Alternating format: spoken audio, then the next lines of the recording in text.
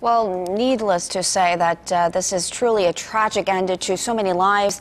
Authorities are still confirming the passenger list, but early reports said many of them were part of groups heading on vacation with young children. Paul, what about the families of the victims? Where are they now? Well, the Malaysian carrier has offered to take the families and the relatives of the passengers to the site of the crash.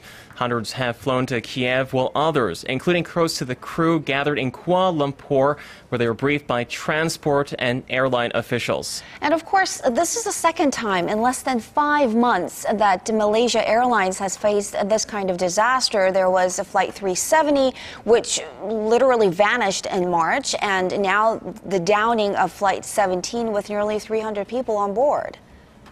That's right. Flight 370 remains missing to this day, with no signs of the wreckage and more questions than answers about its ultimate fate. Our Kim In-ji has more on the recent tragedies and even another from more than 30 years ago that holds eerie similarities.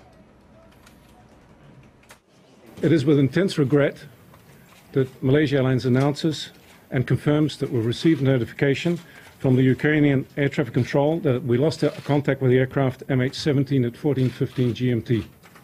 In the span of less than 5 months, some 530 people have been killed while flying on Malaysia Airlines planes. It puts the future of the company in question. Even before Flight 370 went missing in March, the airliner was in a shaky financial state and ticket sales have plummeted since.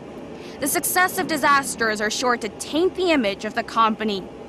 The crisis also brings to mind a similar attack from 3 decades earlier. In 1983, Korean Airlines Flight 007 bound for Seoul from New York was shot down by a Soviet fighter plane, killing all 269 people on board.